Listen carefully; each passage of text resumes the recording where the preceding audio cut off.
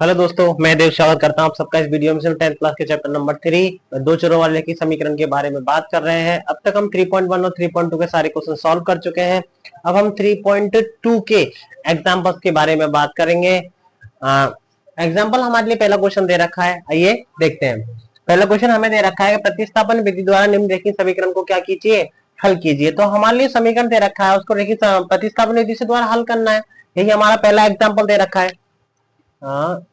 क्या दे रखा है, आपका एग्जाम्पल दे रखा है।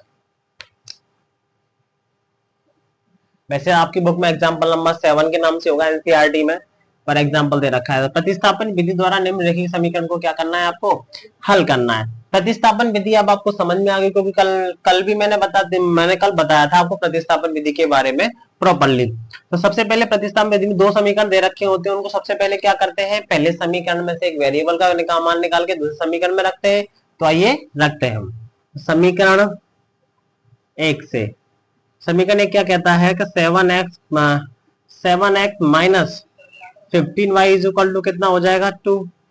यहां से एक की वैल्यू निकालता हूं, 7x की वैल्यू निकाल देंगे तो 2, ये उधर जाए कितना हो जाएगा 15y अपॉन कितना हो जाएगा, अपॉन क्या हो जाएगा, यहां से x की वैल्यू निकालेंगे तो 2 प्लस 15y अपॉन कितना हो जाएगा 7। ये तक वैल्यू निकालना आपको आई होप सबको समझ में आया होगा सही तरीके से। इसके बाद में इसको हम क्या मान देते हैं, ए मान लेते हैं। इसको कहाँ रखेंगे, पुट इन 2, समीकरण नंबर कहाँ रखेंगे, 2 में रखते हैं। तो 2 में रखते हैं तो कैसे रखेंगे, x के स्थान पर ये वाली मान रखते हैं तो 2 plus 15y upon 7 plus 2y is equal to कितना हो जाएगा 3। इसके बाद में 7 को हमें गायब करना है। इसके नीचे एक मान के हम एलसीएम से भी कर सकते हैं, या फिर जो मैं डायरेक्ट मेथड बता रखा है उससे करते हैं। 7 का मल्टीप्लाई 2 से कर दो, 7 के मल्टीप्लाई कितने कर दो, 3 से कर दो, फ्री हो जाएगा। तो कैसे लिखेंगे, तो 2 plus X is equal to 2 plus 15y। 7 का मल्टीप्लाई 2 से करेंगे कितना हो जाएगा 14y, और 7 का मल्टीप्लाई 3 से करेंगे कितना हो जाएगा 21। दोनों को ऐड करने पर कितना आ जाएगा 9 2 29y, और 21 पहले से पड़ा हुआ, 2 को उठाकर इधर ले जाओगे किसका हो जाएगा माइनस का 2। 29y इज इक्वल टू कितना हो जाएगा, 21 में 2 है तो कितना बचेगा 90, और यहां से y की वैल्यू निकालेंगे तो 90 अपॉन 29। ये आपका किसका वैल्यू आया, y का मान आ गया है। अब जो y का मान वैल्यू आई है आपकी, पुट इन कहा, इसे a में पुट कर देते हैं। a कहाँ है, ये रहा। तो x, ये y में चल रहा था, सॉरी समीकरण, हाँ ये पूरा समीकरण सॉल्व किया y है, हाँ सॉरी सॉरी, इम्प्लाई दैट। तो x की वैल्यू निकालेंगे तो x इज इक्वल टू कितना हो जाएगा 2 प्लस 15 इंटू 29, 19 अपॉन 29 अपॉन कितना हो जाएगा 7 नीचे दे रखा है। सॉल्व करते हैं, कैसे करेंगे, तो 2 प्लस 15 का मल्टीप्लाई तो 19 से होगा, सीधी सीधी सी बात है। तो करें 15 नम्मा 135, 5 13 बचेगा, 15 का 15 और 13 कितना हो जाएगा 27,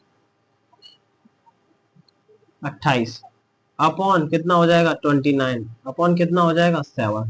आगे देखिए, आगे करते हैं। इसका मान, इसके नीचे एक मान के हम एलसीएम लेंगे।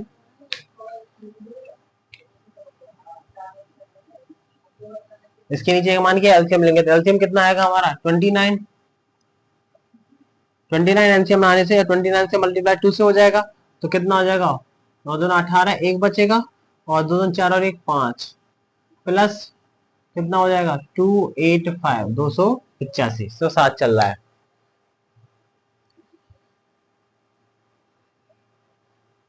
अब इन दोनों को ऐड करते हैं, ऐड करने पर कितना आएगा हमारा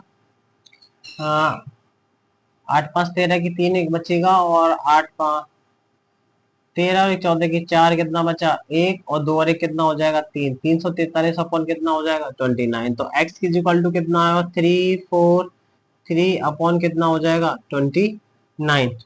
नहीं नीचे 2 7 भी चल रहा है, सॉरी सॉरी, अरे यार ये पूरा ही मिस्टेक हो गया यहाँ से, सॉरी। ये नीचे कितना आ जाएगा 29 आ जाएगा, अपॉन कितना चल रहा है 7। 7 का मल्टीप्लाई इससे हो जाएगा तो 58, और प्लस 285 अपॉन कितना हो जाएगा 29/7, क्योंकि यदि a अपॉन बी अपॉन सी हो तो b का मल्टीप्लाई किससे हो जाता है, c से हो जाता है। तो ऊपर दोनों को ऐड करने पर कितना आएगा, 8 5 13 की 3 का आंसर बच्चे 4, 13 और एक बचेगा, 8 5 13 14 की 4 एक बचेगी, और 2 और 1 कितना हो जाएगा 3। इन दोनों का मल्टीप्लाई करेंगे तो कितना आएगा 9 7 63, 3 6 बचेगा, 7 2 14 और 6 कितना हो जाएगा 20। अब किस नंबर से दोनों नंबर्स कट रहे हैं वो चेक कर लेते हैं एक बार। 7 से काट के देखते हैं क्या, 7 से कट जाएंगे, 7 से काटता है तो देखो x इज इक्वल टू 7 चौक 28 हो जाएंगे, कितने बचेंगे 28, 7 9 63, समझ से जा रहा है। और ये कितना हो जाएगा 7 2 14 हो जाते हैं, 7 2 14 कितने बचेंगे 6 और 7 9 63। तो x की जो आपके पास में वैल्यू आई है वो कितनी आई है, x इज इक्वल टू 49/29।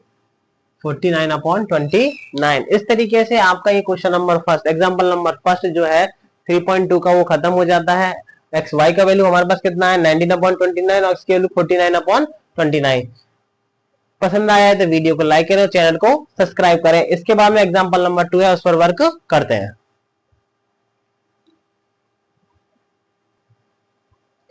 हाँ तो फ्रेंड्स आगे जो एग्जांपल आपको दे रखा है वो दे रखा है, आफ्ताब अपनी पुत्री से कहता है, आफ्ताब अपनी पुत्री से कहता है कि 7 वर्ष पूर्व, पूर्व का मतलब पहले, मैं तुमसे 7 गुनी आयु का था, अब से 3 वर्ष बाद तुमसे केवल 3 गुनी आयु का रह जाऊंगा, इस स्थिति में बीजगणित रूप में व्यक्त कीजिए।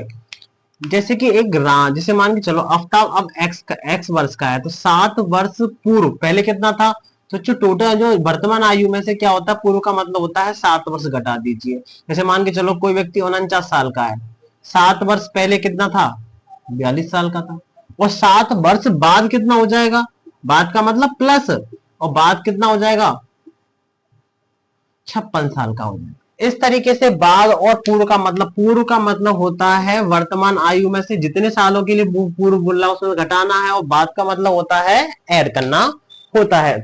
अब क्वेश्चन पर आ जाते हैं। क्वेश्चन आपसे ये कहना चाहता है कि आफ्ताब अपनी पुत्री से कहता है कि 7 वर्ष पूर्व, पहले तो इन दोनों की वर्तमान आयु ने बाद निकाल लेते हैं। माना जो पहले हमने क्वेश्चन किया था ना उस तरीके से, माना आफ्ताब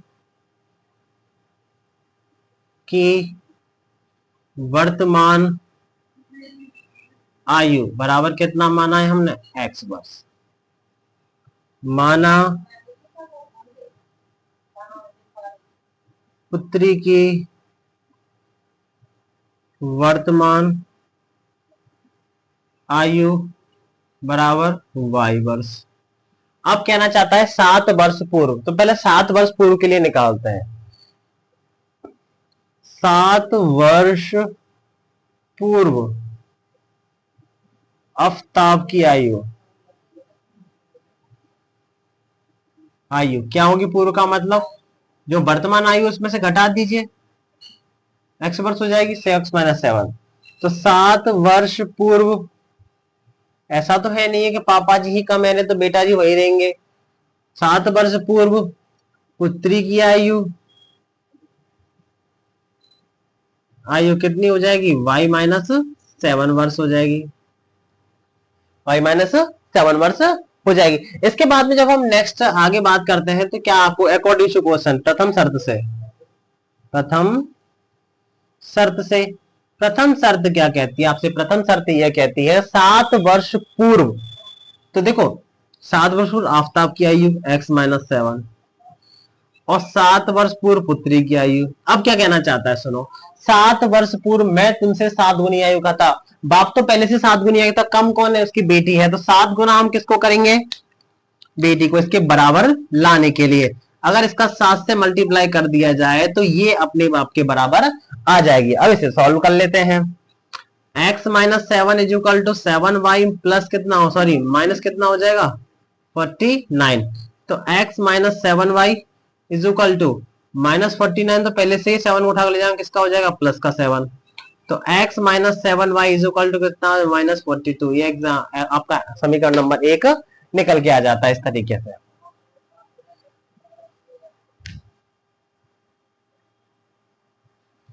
इसके बाद में वो आपसे कहना चाहता है अब से 3 वर्ष बाद, 3 वर्ष बाद के लिए निकालो, 3 वर्ष बाद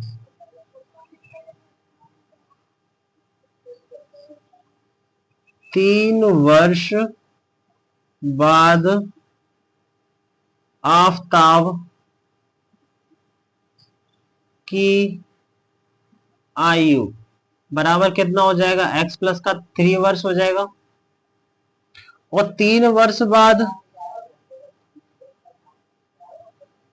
पुत्री की आयु, क्योंकि पिताजी बड़े हैं तो उसकी पुत्री भी तो बढ़ेगी, ऐसा थोड़ा नहीं कि पिताजी बढ़ गए, ऐसा पहले 15 के थे, और सॉरी 15 के क्यों, 40 के थे, पिताजी बढ़ गए 65 साल के, और पुत्री अपनी कितनी थी पहले 15 की, तो 15 की, ऐसा थोड़ी नहीं हो सकता, उसमें भी तो ऐड होंगे 15 ईयर्स। तो 3 वर्ष बाद पुत्री की आयु कितनी हो जाएगी, y+3 वर्ष।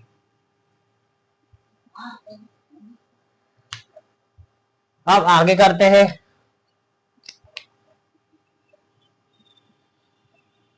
द्वितीय शर्त से, द्वितीय शर्त क्या कहती है, द्वितीय शर्त ये कहती है कि उसने कहा है आपसे 3 वर्ष बाद मैं तुमसे केवल 3 गुनी आयु का रह जाऊंगा। तो 3 वर्ष बाद, 3 वर्ष का मतलब हो जाता है कि x माइनस प्लस 3 और y+3, ये कौन 3 गुनी, ये कह रहा बाप जो इसके आफताब है उसकी आयु उसकी 3 गुनी रह जाएगी। इसका मतलब ये तो पहले से 3 गुना है, कम कौन है, लड़की है। 3 का मल्टीप्लाई किसमें होगा, लड़की की उम्र में हो जाएगा। अब सॉल्व कर लेते हैं इसको, इसके बराबर लाने के लिए। तो x प्लस का 3 इज इक्वल टू कितना हो जाएगा, 3y+9। तो x minus 3y is equal to 9, उठा कर ले जाएंगे तो कितना हो जाएगा, माइनस का 3y को उधर लाया माइनस का, और 3 को उधर ले गया तो माइनस का 3 हो जाएगा। तो x minus 3y is equal to कितना हो जाएगा, 6। समीकरण नंबर 2। उसने पूछा था हमसे, इतना हो जाएगा, बीजगणित रूप में व्यक्त करो। देखो आधा काम कर दिया हमने। तो ये रहा, एक समीकरण ये आ गया, एक समीकरण ये आ गया। फिर कह रहा है कि प्रतिस्थापन विधि से क्या करना है, आपको हल करना है। प्रतिस्थापन विधि आती है, चलो हल करते हैं। समीकरण 1 व 2 को किससे, प्रतिस्थापन विधि से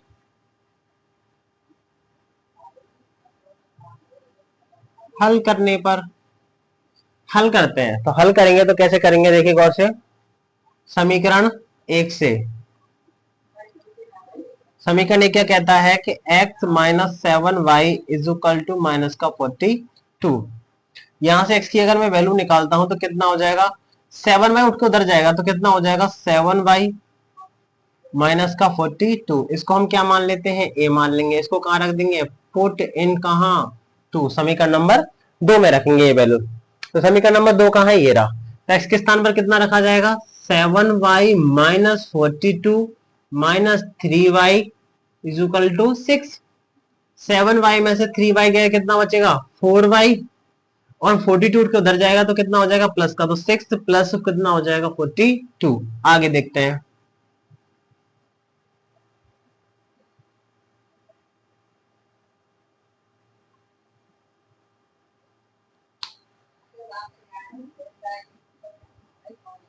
हाँ तो आगे देखते हैं।